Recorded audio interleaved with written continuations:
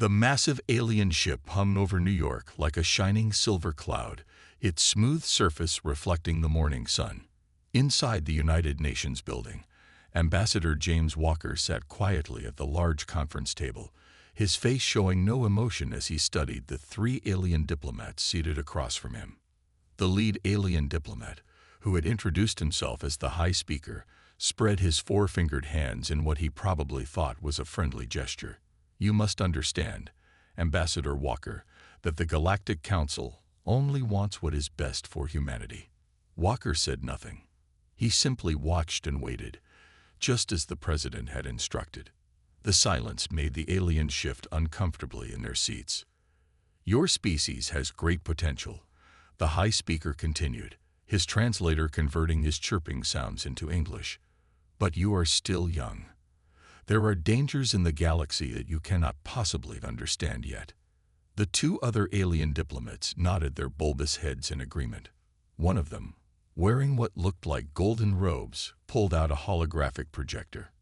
With a wave of his hand, he filled the room with images of strange creatures and massive ships. "These are just some of the threats that the Council protects younger races from," the golden-robed diplomat explained. "Without our protection, many developing civilizations would have been destroyed or enslaved." Walker's hand tightened slightly on his pen, but his face remained calm. He had spent 20 years in diplomatic service, and he knew exactly what he was hearing. A sales pitch for submission. The High Speaker leaned forward, his large eyes blinking slowly. "We have prepared all the necessary documents. Once Earth accepts protected status, you will be safe under the Council's protection. Of course, there will be some restrictions." "Restrictions?" Walker spoke for the first time, his voice steady. "Simple things, really," the third diplomat jumped in quickly. "No unauthorized space travel beyond your solar system. No weapons development without Council approval. No direct trade with other races except through Council intermediaries. All for your own protection, of course." Walker looked down at the tablet in front of him, where the full document had been transmitted. As he scrolled through it, his military background helped him read between the lines. This wasn't protection. It was a reservation. They wanted to turn Earth into a zoo, with humanity as the exhibits. "The Council has used this system for 10,000 years, the High Speaker said proudly. "Over 300 young races are currently under our protection. They live in peace, free from worry about galactic politics or warfare." Walker thought about the classified reports on his desk back at the embassy. The sudden advancement in Earth's technology over the past 5 years. The breakthroughs in quantum physics that the aliens didn't know about. The hidden facilities beneath the mountains and oceans. The united human spirit that had emerged since they first detected the alien ships approaching Earth. The High Speaker was still talking, explaining how humans would benefit from Council guidance and protection. He spoke about trade restrictions as if they were gifts, and about military limitations as if they were favors. Walker stood up slowly, straightening his suit jacket. The aliens fell silent, clearly expecting him to sign the agreement. Instead, he picked up his tablet, tucked it under his arm, and walked toward the door without saying a word. "Ambassador Walker," the High Speaker called out, confusion clear in his voice. "You haven't accepted our offer of protection." Walker paused at the door and looked back at them. 20 years of diplomatic training had taught him the power of silence. Sometimes, the strongest message was no message at all. He turned and walked out, leaving the alien diplomats staring at the empty chair. In the elevator, Walker pulled out his phone and sent a single text message to a secure number, Plan B. Above New York, more human ships were lifting off than were landing. In hidden bases around the world, soldiers were moving to their stations. Deep beneath the Pacific Ocean, engineers were powering up machines that the aliens would never expect humans to have. The Galactic Council had made a crucial mistake. They had assumed that humanity would behave like all the other young races they had encountered. They had expected gratitude, submission, and acceptance. They were about to learn how wrong they were. The High Speaker paced back and forth in the Council ship's meeting room, his ceremonial robes swishing with each turn. The other two diplomats sat at the curved table, watching their leader with growing concern. "This has never happened before," the High Speaker said, his translator struggling to keep up with his agitated chirping. "No species has ever walked away from our protection. Never in 10,000 years." The golden-robed diplomat, Lord Vast, tapped his fingers on the table's smooth surface. "Perhaps we approached them incorrectly. Humans seem different from other young races we've encountered." On the large screen behind them, Earth continued its slow spin. Hundreds of ships moved in and out of the atmosphere, far more traffic than they had seen during their arrival just days ago. "Report from surface observation teams," announced the ship's computer. "Human military bases showing increased activity. Multiple submarines detected leaving ports. Aircraft carriers changing positions." The third diplomat, Master Green, pulled up more holographic displays. "That's not all.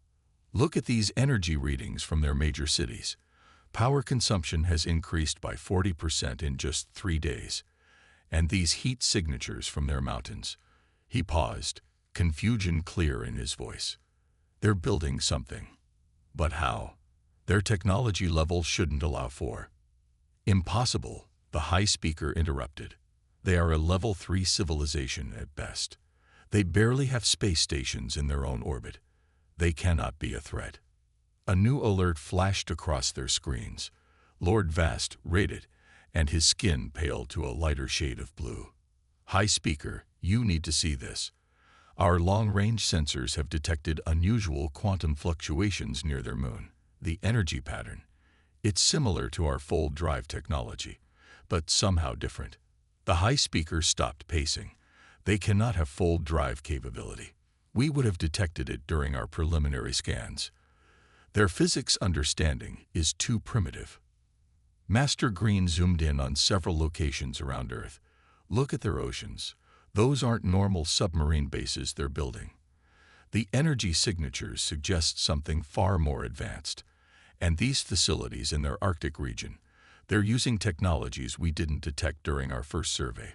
The Council must be informed immediately," Lord Vast said, already preparing a transmission. "This level of development in a young race is unprecedented. They could be dangerous." The High Speaker slammed his hand on the table. "Dangerous. They are children. They simply don't understand what they're refusing. Once the Council sees this defiance, they will authorize stronger measures." The emergency transmission room connected them directly to the Galactic Council chamber. Thousands of light years away, the 100 members of the Council listened as the High Speaker reported the situation. "Humanity has rejected our protection," he concluded. "They show signs of hidden technological advancement and possible military preparation. I recommend immediate action to contain this situation." The Council chamber erupted in shocked murmurs. The Council leader, an ancient being from one of the first spacefaring races, raised his hand for silence. "In all our history," the Council leader said slowly, "no race has ever rejected our protection. This is concerning. Perhaps we should send observers to better understand their capabilities before we—" Council leader, Master Green interrupted, his voice shaking. "New data incoming from Earth. They're quantum fluctuations. They're not just experiments. They're creating stable points across their entire solar system. It looks like they're building a defense grid."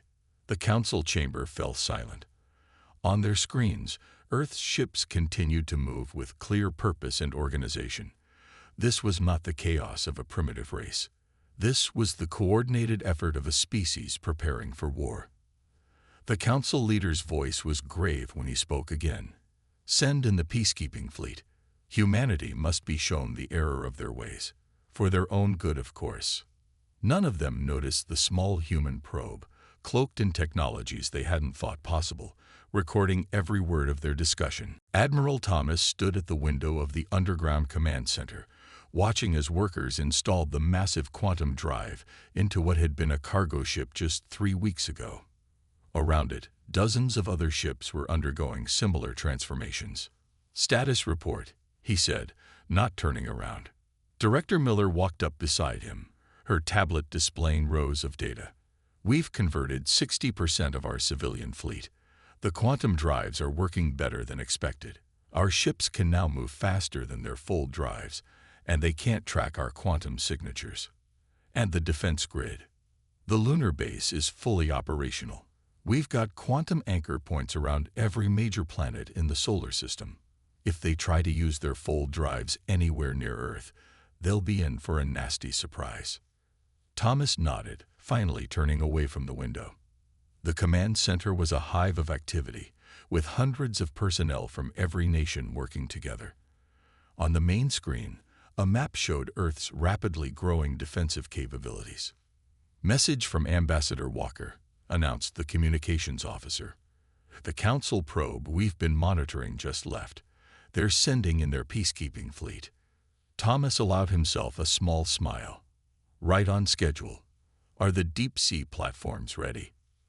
"All 23 platforms are operational," Miller replied. "The aliens still think they're submarine bases. They have no idea we've turned our oceans into one giant sensor array."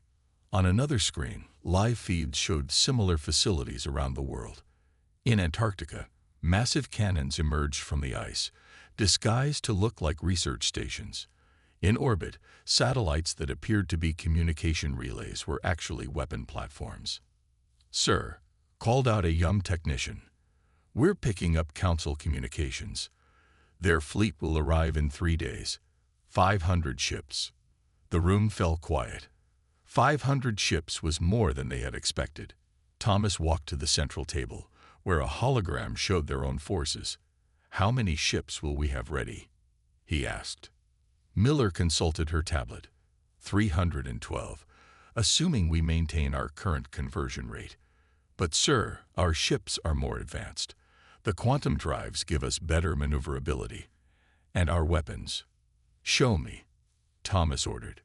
Miller tapped her tablet, and the hologram changed to show their latest weapons test. A small human ship faced a target built to the exact specifications of Council ships. The human ship fired once. The beam passed straight through the Council's shield technology, as if it wasn't there. "They rely too much on their fold space technology," Miller explained. "Their shields are designed to stop fold space weapons. But our quantum-based weapons operate on completely different principles. We've had these theories for years. We just needed a reason to develop them." Thomas studied the test results. "And our defenses? Even better. We've adapted our quantum field technology to create true cloaking devices, not just visual camouflage. We're actually shifting our ships slightly out of phase with normal spacetime. They won't see us until we want them to." The Admiral walked around the command center, looking at each station. Every screen showed humanity's preparations. Every person worked with quiet determination. There was no panic, no fear, just focused readiness. "Message from the UN Security Council," the communications officer announced. "All nations have signed the Unity Protocol. We are now operating under a single unified command structure."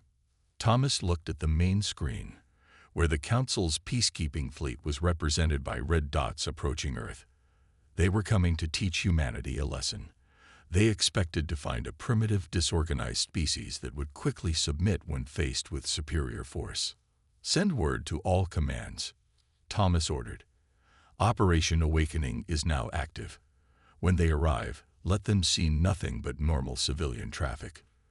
Let them think we're not ready." He paused, looking at the transformed ships in the facility below. "Let them think we're still primitive." "Yes, sir," Miller responded. "And when they attack?" Thomas's eyes hardened. "Then we show them exactly how primitive we're not." The Council's peacekeeping fleet emerged from fold space in perfect formation.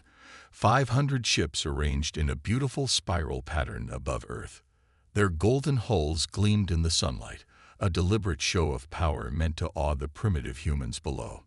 Fleet Commander Bright stood on his bridge, looking down at the blue planet. "Status report on human defenses." "Nothing significant detected, Commander," his sensor officer reported. "Some primitive satellites, a few small space stations, Civilian ships scrambling to get planetside. No military response. Commander Bright smiled. This would be easy, just like the High Speaker had promised. Send the warning message. Give them 1 hour to accept our protection, or we'll be forced to demonstrate our power. Down in the underground command center, Admiral Thomas watched the alien fleet on his screens. Right where we want them, he muttered. Status of our ships. All ships in position. Director Miller reported. 300 vessels, hidden in quantum phase shift. The Council fleet can't see them. Deep sea platforms are charged and ready. Lunar base standing by. Thomas nodded. And their fold space engines. Already trapped. The moment they arrived, our quantum anchor points activated. They can't use their fold drives anywhere in the solar system now. They just don't know it yet. Above Earth, Commander Bright was growing impatient. 45 minutes had passed, and they had received no response from the humans. Prepare a demonstration. Target one of their primitive satellites. Show them. His orders were cut short by alarms blaring across the bridge. Commander, energy spike from Earth's moon. A massive beam of blue-white energy shot out from the lunar surface, slicing through the fleet's formation. 3 Council ships, their supposedly impenetrable shields useless against quantum-based weapons, split cleanly in half. Impossible, Bright shouted. Where did that come from? Report. Multiple energy signatures appearing everywhere, his sensor officer screamed. Ships, hundreds of human ships just appearing out of nowhere. Thomas's voice echoed across all frequencies, broadcast in perfect Council standard language. This is Admiral Thomas of Earth's Defense Force. Your fold drives are disabled. Your shields are useless. Leave our solar system now, or be destroyed.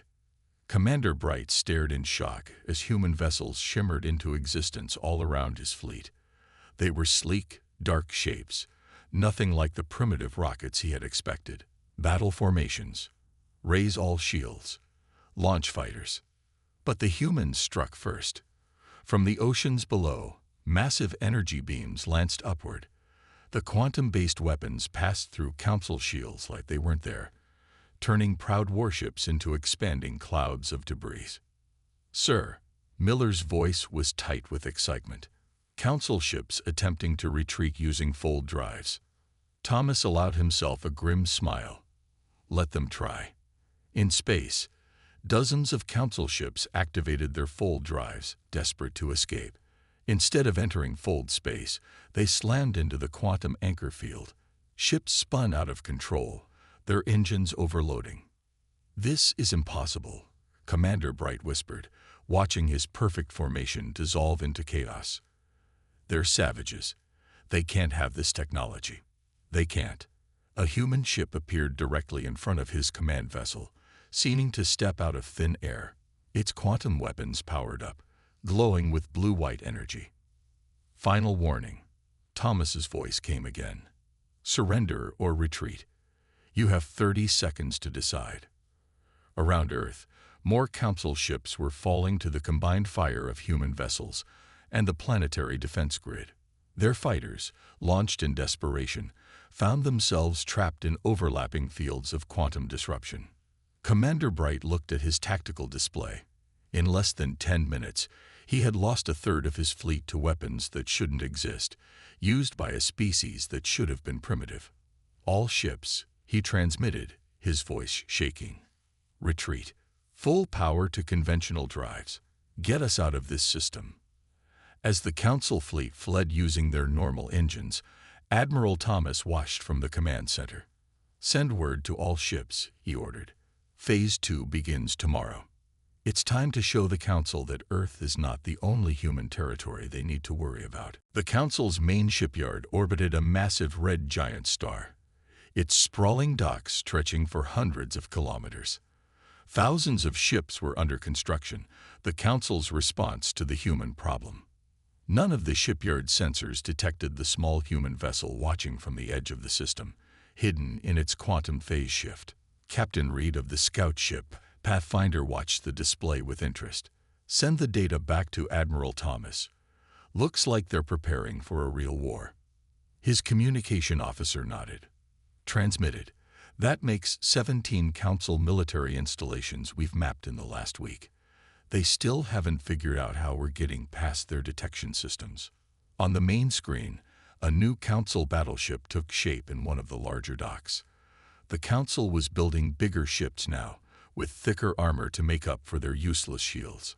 Message from Command, the comm officer announced. Admiral Thomas says, execute Operation Spotlight. Reed smiled. Send the signal to all ships in position. Across the star system, 30 human ships dropped their quantum phase shifts simultaneously. They had been in position for days, waiting for this moment. The Council shipyard erupted in chaos as alarms blared. How dare they? The shipyard commander shouted from his control room. This is the heart of Council space. They cannot be here. He stabbed at his communication panel. Launch all defense ships. Raise the human ships opened fire before he could finish. Quantum beams sliced through the shipyard's defenses like paper. Partially completed Council ships exploded, taking nearby construction bays with them. Sir, Reed's tactical officer called out. Council reinforcements incoming. 5 heavy cruisers. Right on schedule, Reed replied calmly. Signal the second wave. 20 more human ships appeared behind the Council cruisers, trapping them between two forces. The battle was short and decisive. Back on Earth, Admiral Thomas watched the feeds from multiple similar attacks happening simultaneously across Council space. In the command center's main display, red dots representing Council facilities winked out one after another. Director Miller walked up with a tablet. Reports coming in from all strike teams. 8 major shipyards destroyed. 12 supply bases disabled. 5 command centers taken offline. And she paused with a slight smile. 3 Council member races have secretly contacted us asking for private meetings. Thomas raised an eyebrow. They want to negotiate. They're impressed. The Council told everyone we were primitives who rejected their protection out of ignorance. Instead, we're systematically dismantling their military infrastructure. Some Council races are starting to think they backed the wrong side. On the screens, more battles played out. Council ships, still relying on their traditional tactics, found themselves outmaneuvered by human vessels that could appear and disappear at will. Their rigid formation protocols, unchanged for thousands of years, were useless against Earth's fluid combat style. Message from our deep cover probe at the Council chamber. The communications officer reported. They're calling an emergency session. Several member races are threatening to withdraw from the Council.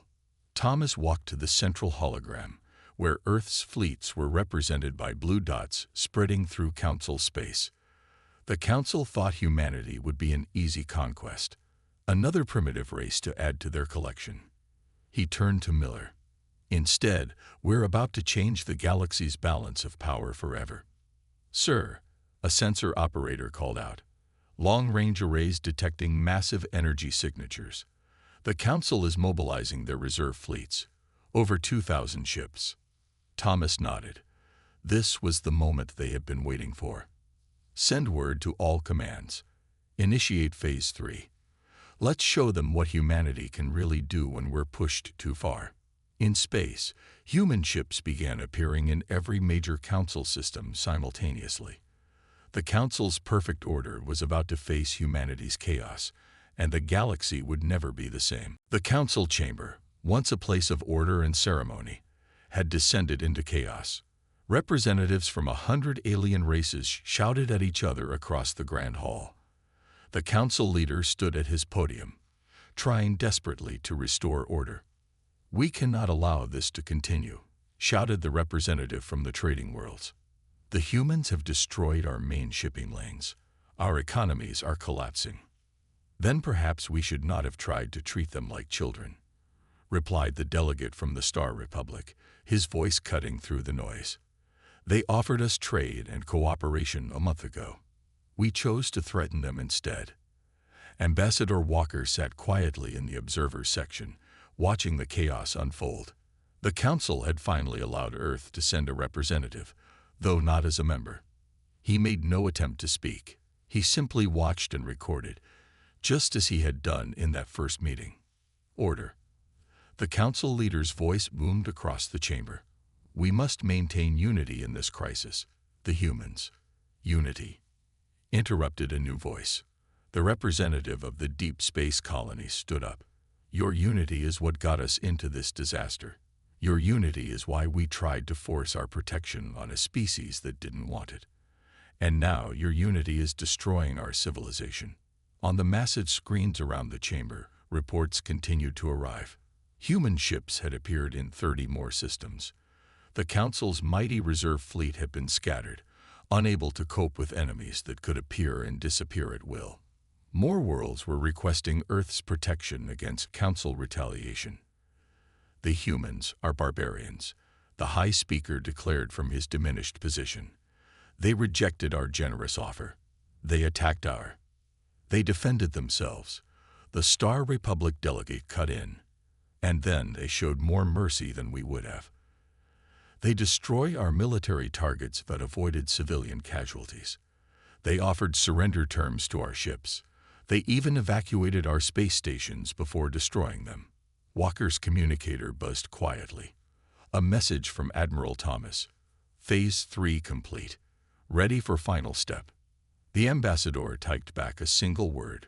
Proceed. As if on cue, the chamber's screens changed. They showed new images. Human ships appearing above 100 Council worlds simultaneously. But these ships were different. They were cargo vessels, carrying food to worlds cut off by the fighting. Medical ships, offering aid to damaged colonies. Repair crews, helping rebuild civilian stations damaged in the chaos. What is the meaning of this? The Council leader demanded. Walker stood up for the first time.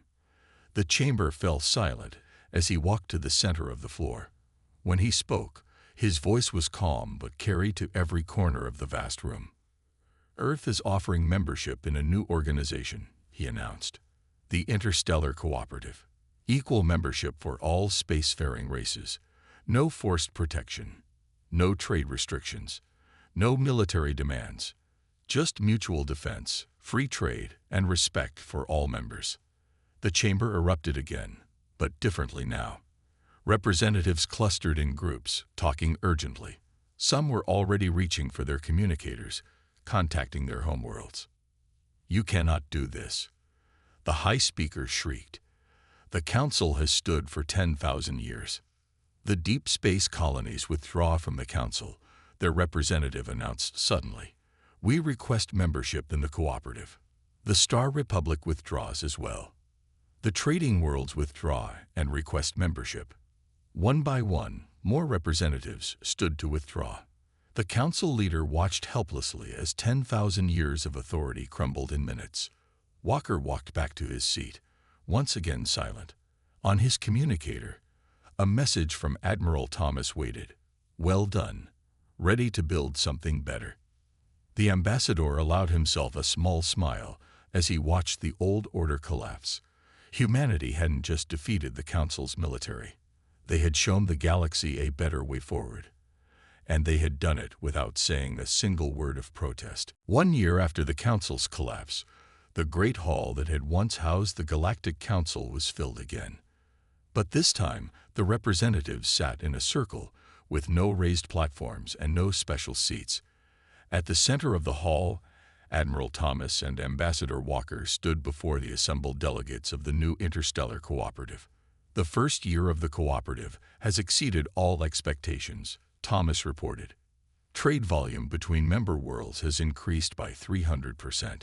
The sharing of technology has led to breakthroughs in medicine, agriculture, and space travel. Walker stepped forward with his own report. 17 former council races have joined the cooperative. 12 more have applied for membership. Even the High Speaker's own race has requested entry, though their application is still under review. The delegates nodded in approval. Many of them had been in this same room a year ago, watching the council fall apart. Now they were part of something new, something better. And what of the quantum drive technology? asked the representative from the trading worlds. Will Earth share this advancement? Thomas smiled. We already have. The technical specifications were made available to all member worlds 3 months ago.